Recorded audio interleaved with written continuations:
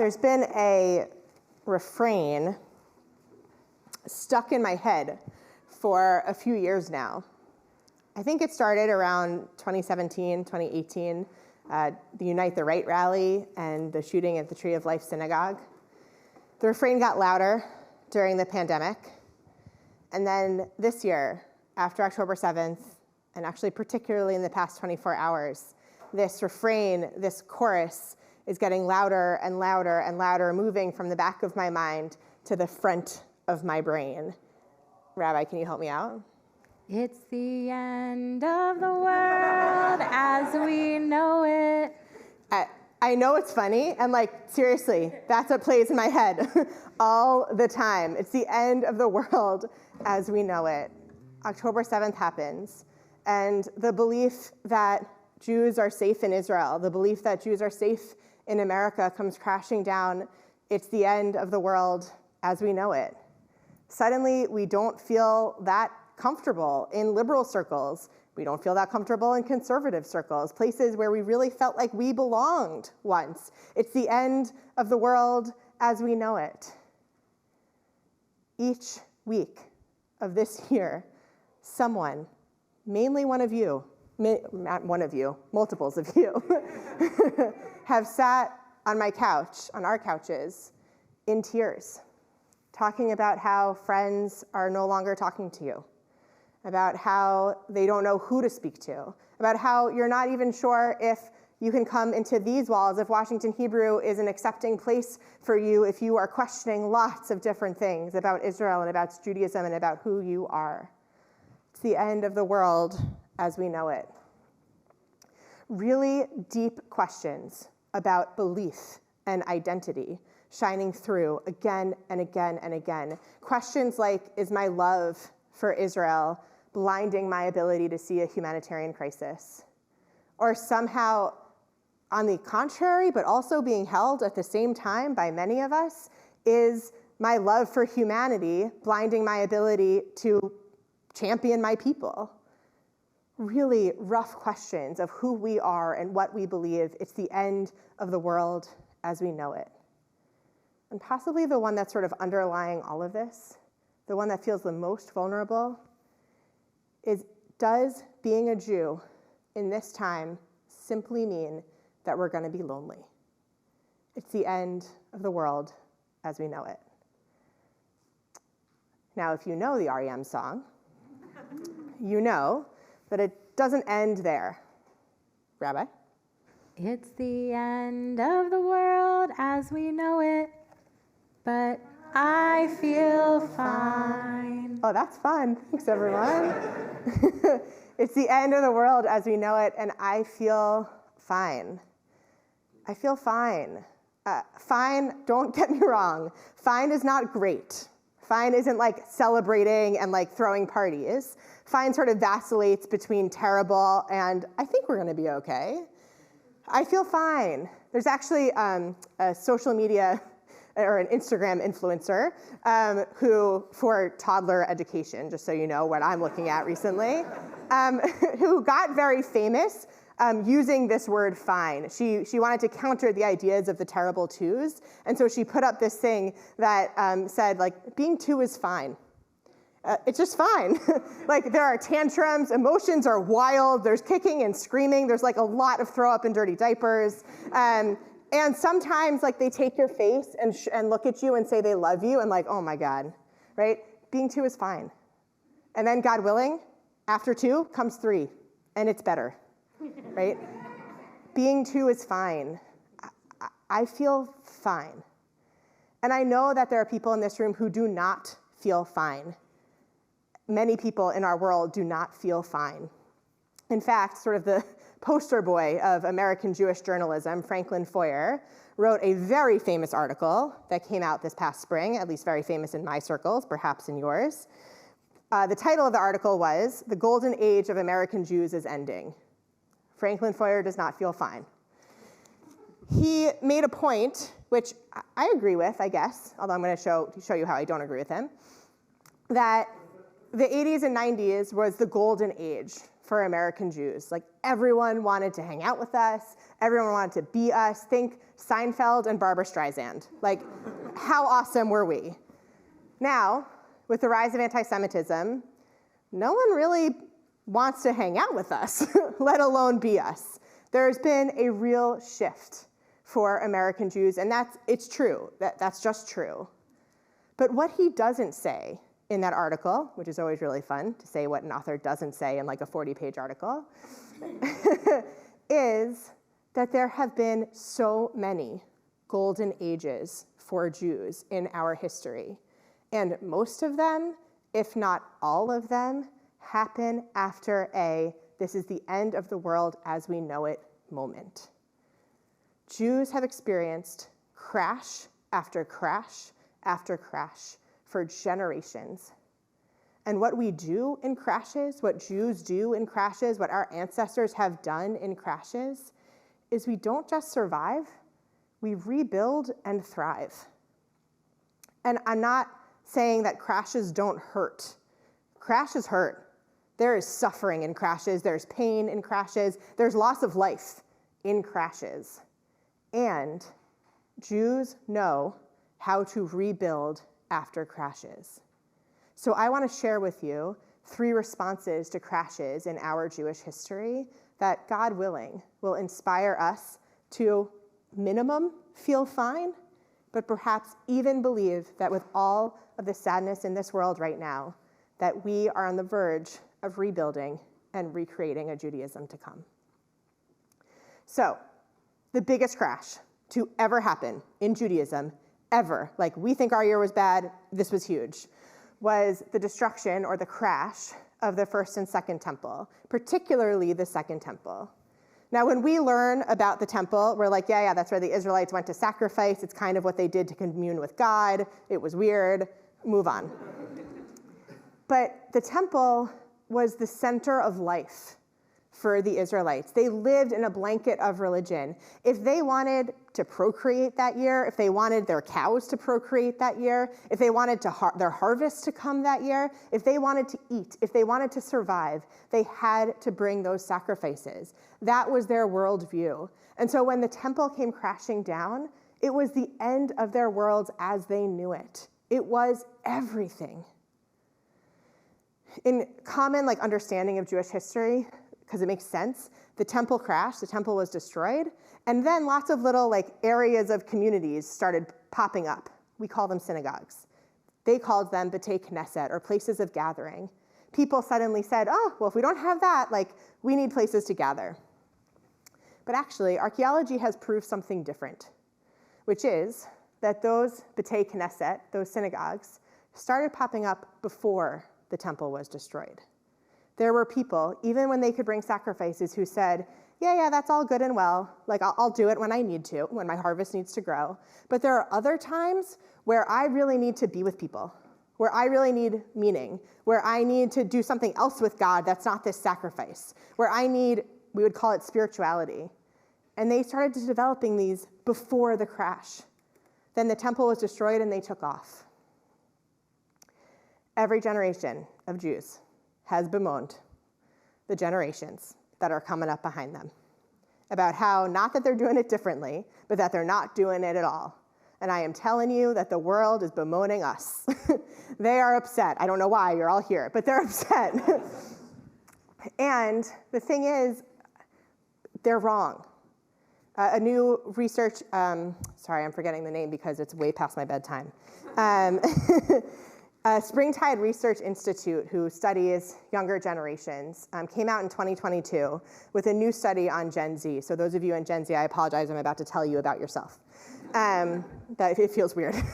But that Gen Z, 68% of Gen Z identifies with a religion, and 77% of them identify as spiritual. 77% of Gen Z identifies as spiritual. My grandparents didn't know from spiritual. They didn't want to know from spiritual. They were very happy coming to synagogue, doing their thing, and going home. That worked for them. It's not going to work for us. It doesn't work for us. It is clear that for the future of Judaism to thrive, we're going to need to shift that Judaism. we're going to need to change it a bit. We're going to be needing to focus a lot on meaning. We're going to be needing to focus on community, on relationships. We're going to need to be hearing from each one of you to say what it is that you need, what it is that you need to survive and to thrive in this world. There were other reactions to that crash of the Second Temple. The crash happens. The Israelites are exiled, and they are in Babylonia. They are alone, uncertain, in a foreign land. They don't know what to do. They don't know what their future holds. They don't really know how to live without the temple, and they are in despair. And they create the biggest literary canon that Judaism has ever seen. In their moment of danger, in their moment of loneliness, in their moment of foreign lands, they create the Talmud, a 26 tractate tome of how to live in this world, how to do religion, how to do business, how to marry, how to be a good person, how to be a good Jew, everything in these writings that happen when they're not feeling good, when they're feeling unsafe, when they don't know what the future holds, they don't even know who they're writing to.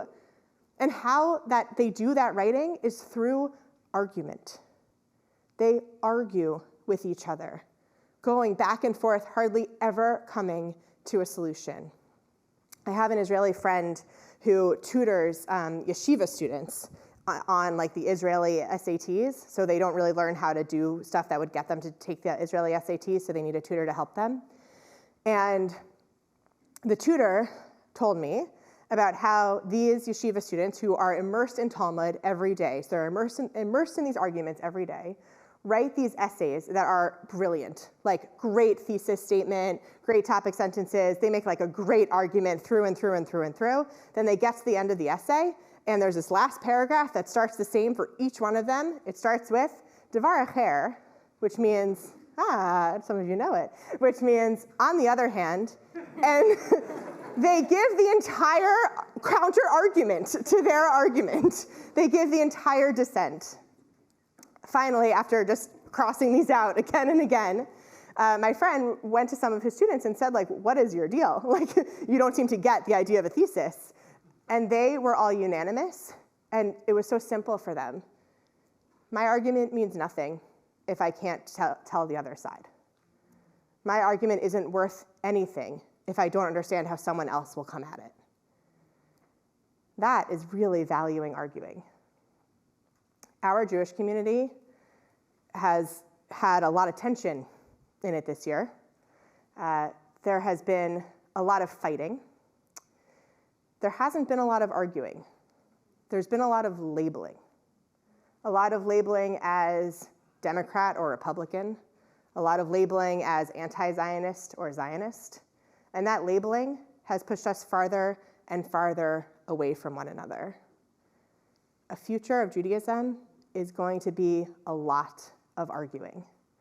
Arguing in that way of saying, wow, we seem to have a similar background, but your narrative is so different than mine, and you seem to come at this a lot differently than I do. I would love to know how you came to believe what you believe. To approach people with curiosity, to put relationships at the forefront as opposed to these pedestals that we're standing on that aren't very high in the first place. This arguing, I can promise, will not do one thing and will do two other things. The thing it won't do, you won't convince someone else that you're right. It's actually not the point of arguing. The Talmud never gets there. The things that you will do, one is, there's a line in the Talmud that says, iron sharpens iron. There's a lot of iron in our community. You want to sharpen your argument? Talk to someone else who doesn't share your argument. Sharpen your own ideas. That's a wonderful thing to do. Stand firm, but stand firm with curiosity and the allowance for someone else's ideas to sharpen your own. And finally, the thing that probably will happen if you argue with someone is that you'll make a friend, which feels really cliche, except that we're all really lonely. And so it's not really cliche. It's pretty amazing to see someone, for them to see you, and to agree that you are going to stay in communication, stay in relationship, even though you disagree. The last crash I want to talk to you about happened thousands of years after the temple. And it's a crash that actually we talk about as like really good things, but it was a crash for our people, which is a double-edged sword of emancipation and enlightenment. I know this is a lot of history today. We're doing great.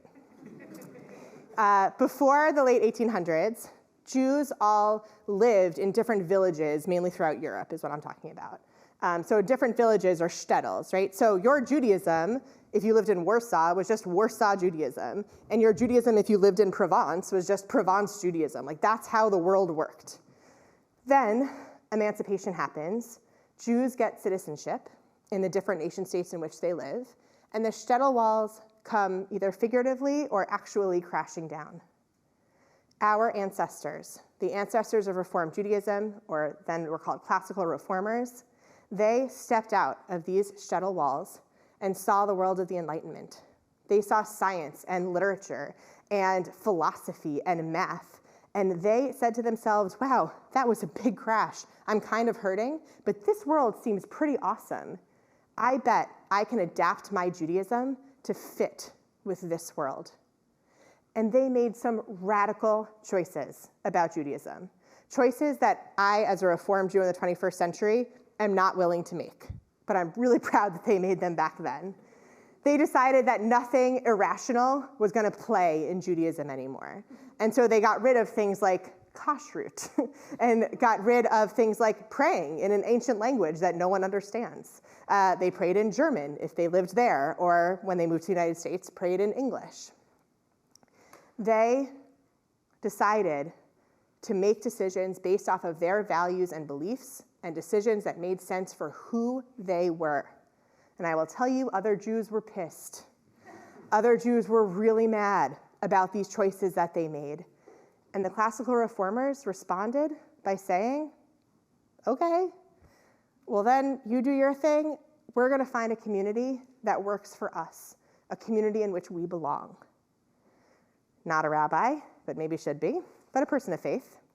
Brene Brown identifies it a different way. She shares, true belonging is the spiritual practice of believing in and belonging to yourself so deeply that you can share your most authentic self with the world and find sacredness in both being a part of something and standing alone in the wilderness. True belonging doesn't require you to change who you are. It requires you to be who you are. Those classical reformers found a community to truly belong. When Franklin Foer talked about the golden age of Judaism in the 80s and 90s, it was the golden age of Judaism for some Jews, for Jews who all looked the same, for Jews who had a spouse and 2.5 kids. I realize I am this Jew. It was a Judaism of conformity, right? If you wanted to be part of it, you had to look like everyone else, believe like everyone else, think like everyone else. I would guess that the 80s and 90s was not the golden age for queer Jews. I would guess it was not the golden age for Jews of color. I actually believe that that might be happening right now, if not, God willing, in the near future. The future of Judaism will not be about conformity. It will be about belonging, about seeing people for exactly who they are, what their identity is, who their identity is, but also for what they believe, even if we disagree with them. Seeing each other's authentic selves will be the only way our Judaism can thrive. Our rabbis had a different, maybe more sacred term for this is the end of the world as we know it. They called it Bein Hashmashot, this weird time in between day and night. We call it twilight. They called it between the suns, Bein Hashmashot. It was a very scary time for them. The day had just passed. They didn't know if they would ever see those things again, right? Is it all just gone? Where did it go? And they didn't know what the future held. Darkness, for sure. Were they going to be safe? Were they going to be alone? Was there going to be an enemy? They didn't know. And so they created a lot of rituals and prayers for this moment in the day. And they also created a lot of stories. One such story was about God and creation. as they said or passed down, each day of creation, God created one category of things. But then, on the sixth day of creation, at Bein Hashmashot, right before Shabbat, during a time of loneliness, during a time of danger, during a time when you just did not know the future, God created 10 things. And not like little things, like big things in our biblical history. God created things like the 2 tablets that the 10 Commandments were written on. God created the rainbow that goes to Noah after the flood. What does God do when God's feeling scared and uncertain and lonely? God creates. It may just be the end of Judaism as we know it. But what our history tells us, what our faith tells us, what our God tells us to do in these moments is to rebuild. They tell us to create. And if we do so, I really do believe we will be fine. Shana Tova.